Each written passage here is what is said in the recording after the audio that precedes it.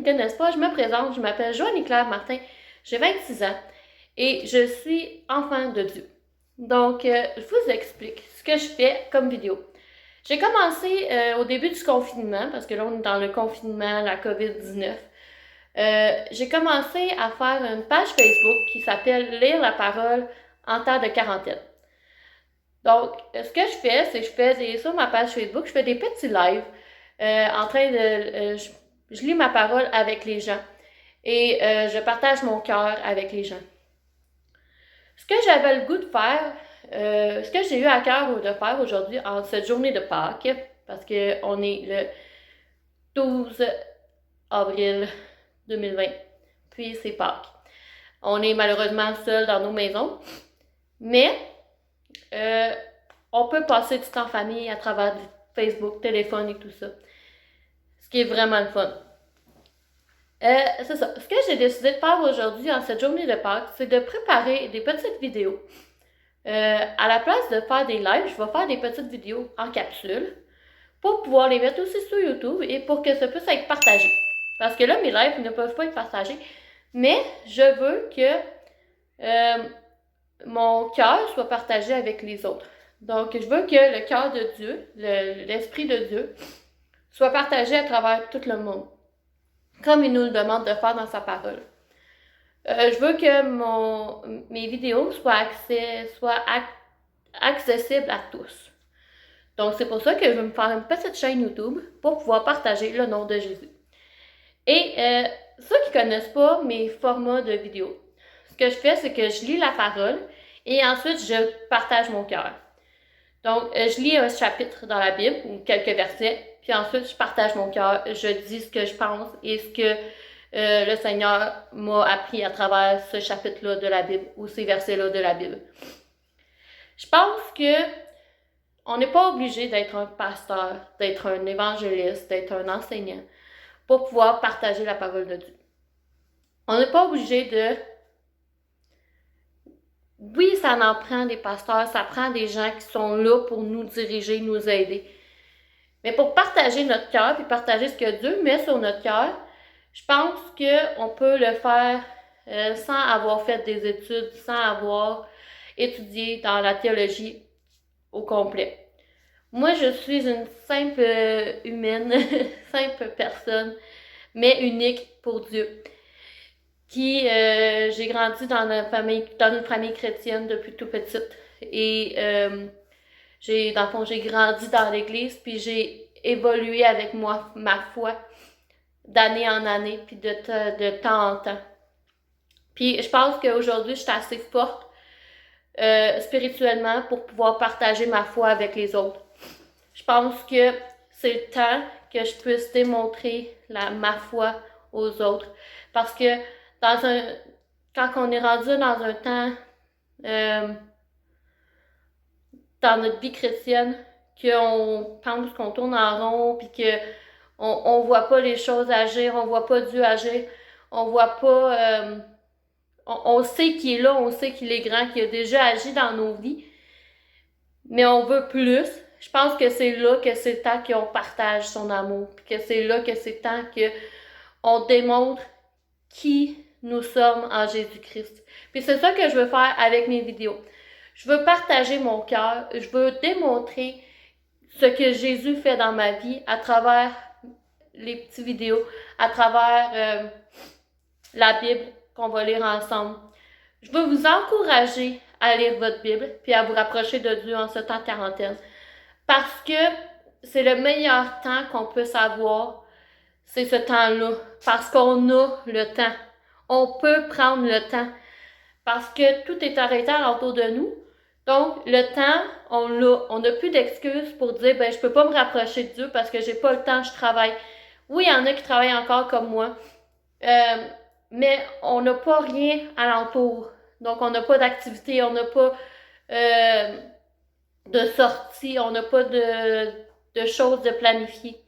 Donc, on a le temps de prendre le temps d'ouvrir notre cœur à Dieu, puis de partager l'amour qu'on a en nous, puis de se rapprocher encore plus de lui. parce que je pense que c'est un temps où on se doit vraiment de se rapprocher de lui. Puis euh, on se doit d'ouvrir notre cœur à Dieu en ce temps de quarantaine. On se doit de partager notre cœur aux autres. Comme j'ai dit tantôt, c'est ce que je veux faire. Je veux partager l'amour que Dieu m'a envoyé. Je veux la partager avec les autres pour que je puisse être un exemple dans la vie des autres. C'est ça que je partage avec les gens qui me suivent depuis le début de ma page Facebook. En fait, c'est ça que je partage. Je veux qu'on soit une famille unie en Dieu, puis qu'on puisse partager son amour à travers notre foi, à travers nos expériences avec Dieu, puis à travers juste la vie qu'on vit, d'être un exemple pour les autres. Donc, sans plus tarder, parce que là, ça fait 6 minutes que je parle, on va commencer à lire ensemble la Bible.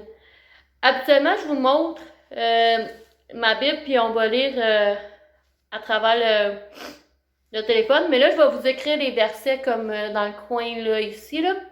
Je vais vous mettre les versets. Comme ça va être plus facile pour moi, puis pour vous, pour poursuivre. On va commencer dans Luc 1.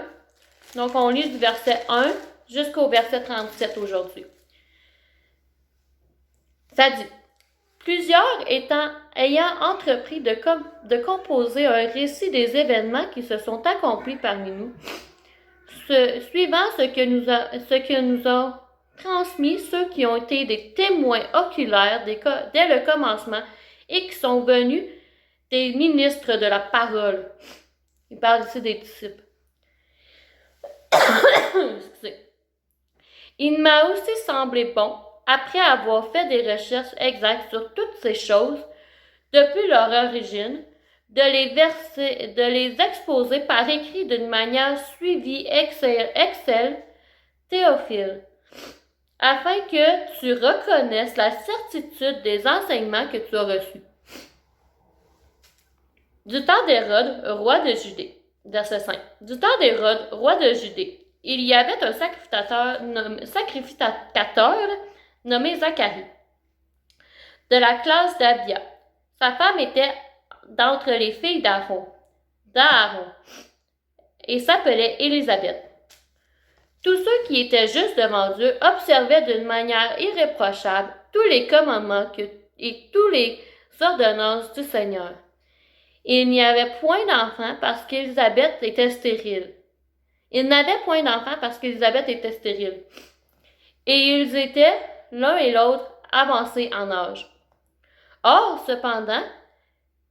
pendant qu'ils s'acquittaient de ses fonctions devant Dieu, selon le tour de sa classe, il fut appelé par le sort.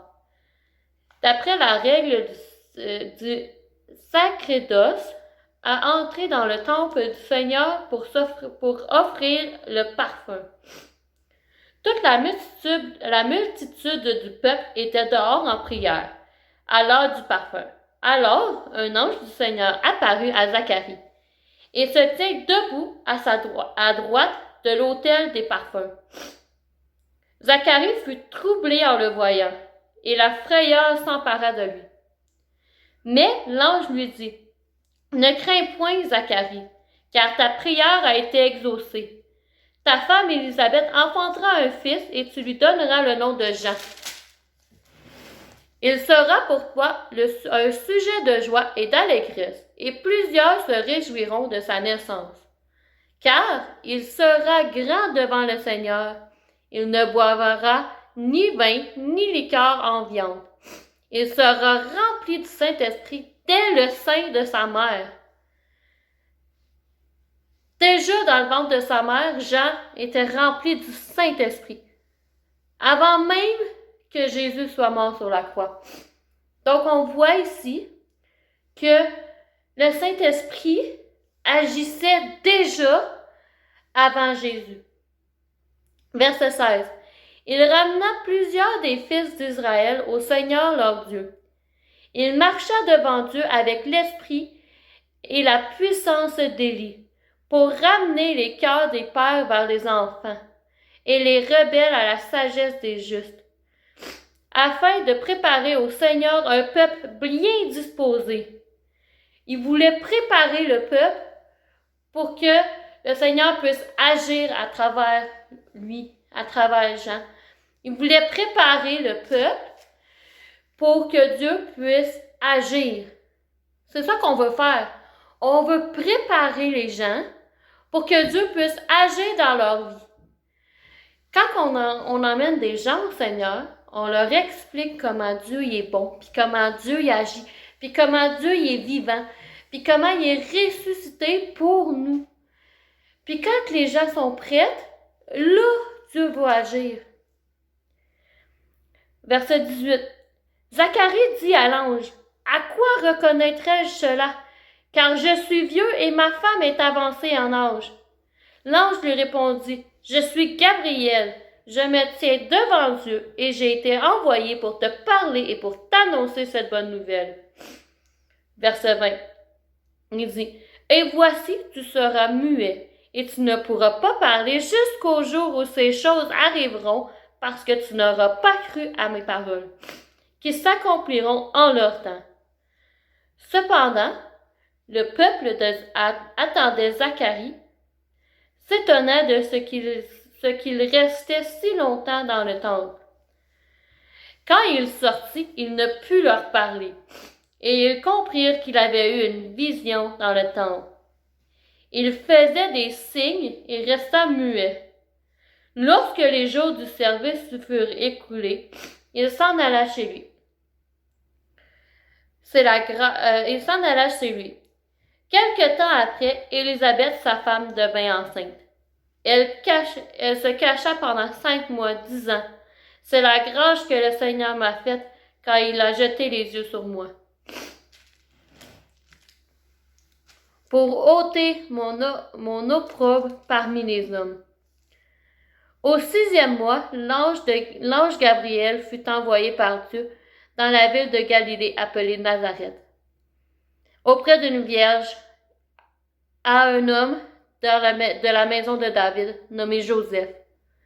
Le nom de cette vierge était Marie. L'ange entra chez elle et dit, « Je te salue, toi qui as d'une grâce a été faite. Le Seigneur est avec toi. » Troublée par cette parole, Marie se demanda ce que pouvait signifier une telle salutation. L'ange lui dit, « Ne crains point, Marie, car tu as trouvé grâce devant Dieu. Et voici, tu deviendras enceinte et tu enfanteras un fils. Tu lui donneras le nom de Jésus, le Fils de Dieu. Il sera grand et sera appelé Fils du Très-Haut, et le Seigneur lui donnera le trône de David son père. Il régnera sur la maison de Jacob éternellement, et son règne n'aura point de fin. » Excusez. Marie dit à l'ange, « Comment cela se fera-t-il, puisque je ne connais point d'homme? » L'ange lui répondit, « Le Saint-Esprit viendra sur toi, et la puissance du Très-Haut te couvrira de son ombre.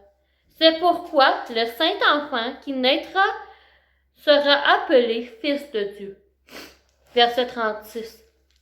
Voici, Élisabeth, ta parente, a conçu, elle aussi, un fils en sa vieillesse, et celle qui était appelée stérile est dans son 6e mois. Car rien n'est impossible à Dieu, dit Marie. Car rien n'est impossible à Dieu. Marie dit, « Je suis la servante du Seigneur, qu'il me soit fait selon ta parole. » Et l'ange quitta. On va arrêter là aujourd'hui.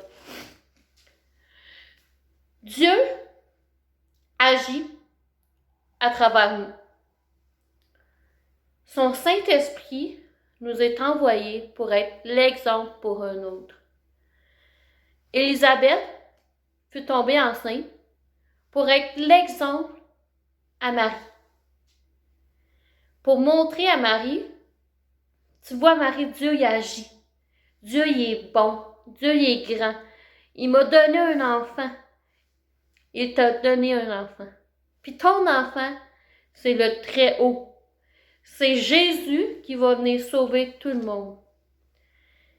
Puis, quand on est enfant de Dieu, on se doit de connaître Dieu.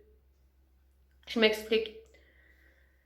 Quand on est enfant de Dieu, on se doit d'être en relation avec lui. Une relation que rien pourra venir arrêter. Rien ne sera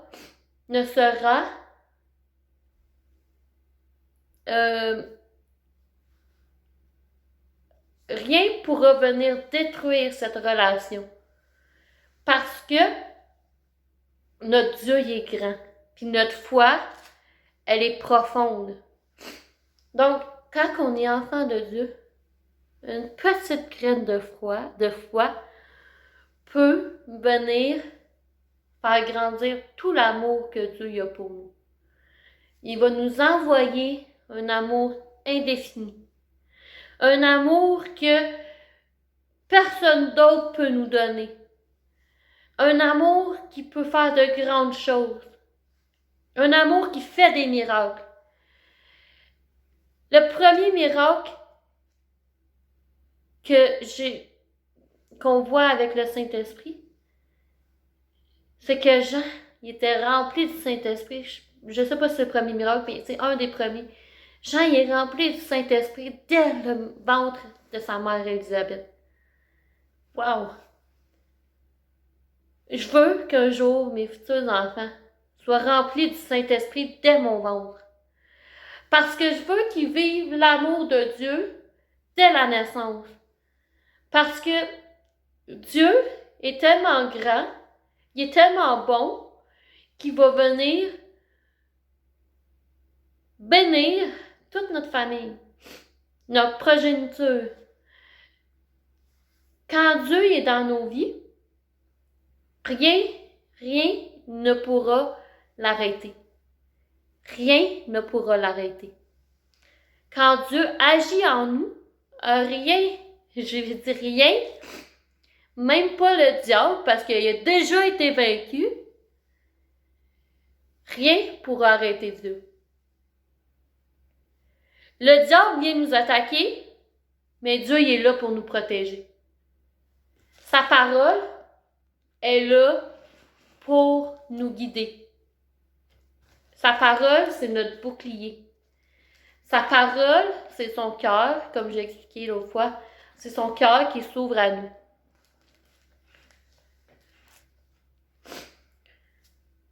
Pour croire, on a juste à lire sa parole.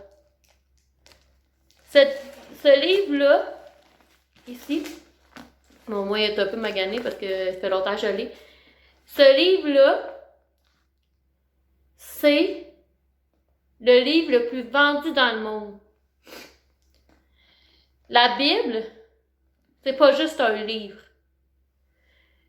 C'est Dieu qui nous dirige. C'est Dieu qui nous montre sa voie pour l'éternité. Il nous guide vers lui pour l'éternité. C'est tout dans sa parole. C'est pour ça que moi, je veux avec vous lire ma parole pour pouvoir connaître encore plus le cœur de Dieu. Parce que si on n'ouvre pas notre Bible, si on n'ouvre pas notre cœur à Dieu, on ne pourra pas avoir accès au Saint-Esprit. On ne pourra pas avoir accès au cœur de Dieu qui s'ouvre à nous, qui s'offre à nous gratuitement. Gratuitement, on a l'accès au cœur à Dieu. Parce que Jésus, il y a 2000 ans, s'est sacrifié. Puis il est mort sur la croix pour nous. Puis il est ressuscité pour nous le 3e jour. Jésus a passé 3 jours en enfer pour aller chercher les clés de l'enfer, aller dérober Satan,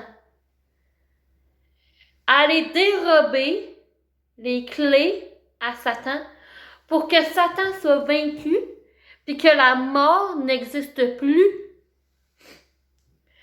Jésus, il est allé vivre ce que nous, on ne vivra pas. Parce que lui l'a vécu. Oh. Jésus, il a vécu ce que nous, on ne vivra pas. Parce qu'il l'a vécu avant nous. Wow!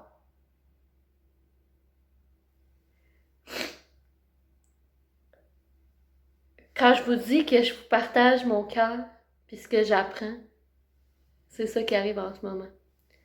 Je réalise en même temps que vous que Jésus il est mort pour moi, puis qu'il est allé en enfer.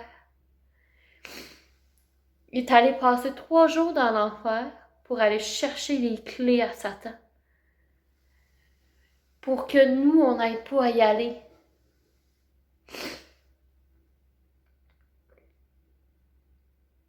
Quand on regarde ça,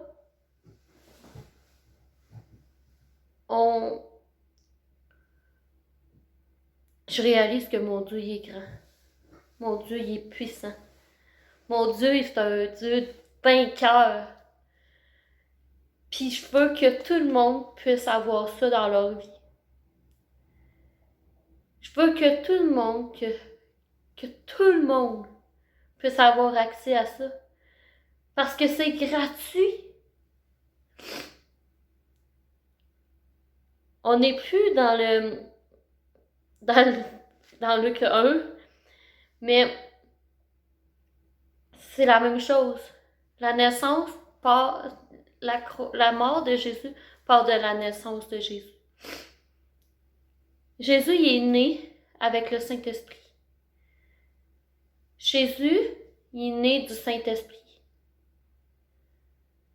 Le Saint-Esprit vit en lui. Maintenant, le Saint-Esprit vit en nous. Parce que Jésus nous l'envoie. Jésus nous l'a envoyé. Puis,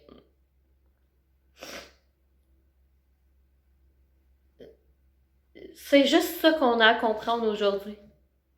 En ce jour de Pâques, c'est la seule chose qu'on a à comprendre, puis à méditer là-dessus. Parce que oui, on peut méditer. Oui, la méditation, c'est bon quand on médite sur la bonne chose. Quand on médite sur les bonnes paroles. Quand on sait bien méditer, là, c'est bon. Donc, c'est ce que j'avais aujourd'hui pour vous. Puis c'est ce que Dieu avait à vous enseigner aujourd'hui. Parce que je pense que je suis une transporteur de la parole de Dieu. Je suis une partie du cœur de Dieu parce que mon cœur est en lui. Mes paroles sont ses paroles. Je vous souhaite une bonne journée, puis je vous souhaite de vous rapprocher encore plus de Dieu. Si vous n'avez jamais accepté Dieu dans votre vie, si jamais vous avez pris la décision de suivre Jésus, mais qu'aujourd'hui, ce que j'ai apporté vous a touché, ce que j'ai apporté est venu vous emmener quelque chose que vous n'avez jamais senti avant, ça c'est le Seigneur. Puis je vais vous montrer aujourd'hui comment l'accepter, comment le suivre pour toujours, comment avoir accès à l'éternité comme moi j'y ai accès. On va faire cette prière ensemble. Puis si tu as fait la prière pour la première fois, j'aimerais ça que tu écrives dans les commentaires. J'aimerais ça que tu me montres que tu as été touché, puis que Dieu il est grand, puis que Dieu il a agi dans ta vie. Puis que Dieu il t'a ouvert l'esprit à son nom. Puis si tu reviens à Dieu, parce que tu as déjà été avec Dieu, mais qu'aujourd'hui tu as été touché à travers cette parole, écris-le aussi en commentaire. Ça m'encourage à continuer. Donc on va faire cette prière ensemble. On va prier, que le Seigneur vienne dans nos vies, puis que on va prier ensemble, ok? Seigneur Jésus, répète après moi. Seigneur Jésus, je reconnais aujourd'hui que je suis pécheur. Seigneur, je te demande pardon, Seigneur, pour tous mes péchés. Efface mes péchés, Seigneur. Envoie-les dans l'océan de l'oubli. Seigneur, je te demande de venir dans ma vie et de venir agir dans ma vie. Seigneur, je t'accepte dans mon cœur. Je t'ouvre mon cœur. Remplis-moi de ton amour, Seigneur. Remplis-moi de ton Saint-Esprit. Seigneur, dirige-moi dans ma nouvelle vie. Envoie-moi des gens qui vont m'aider à me rapprocher de toi, Seigneur. Seigneur, je te prie, je te reconnais que tu es le Seigneur, le Sauveur. Je reconnais que tu es mort et ressuscité pour moi. Merci pour la vie que tu me donnes. Merci parce que tu vas agir en moi. Merci pour ton cœur que tu m'ouvres. Amen. Donc, si tu as fait cette prière-là pour la première fois aujourd'hui, viens me le dire en privé. Viens me l'écrire dans les commentaires. Puis on va travailler ensemble pour que tu puisses te rapprocher du Seigneur encore plus. Puis si tu as des questions, n'hésite pas à les poser. Si tu as besoin d'une Bible, dis-moi là. Je vais essayer de t'en trouver une. Mais si vous avez encore plus besoin d'une Bible maintenant, il y a l'application YouVersion sur les téléphones, les tablettes et tout ça. C'est la Bible. C'est l'accès à la Bible. Donc, je vous dis bonne semaine. Bonne journée. On se revoit demain pour une autre vidéo. Bye. Je vous aime déjà.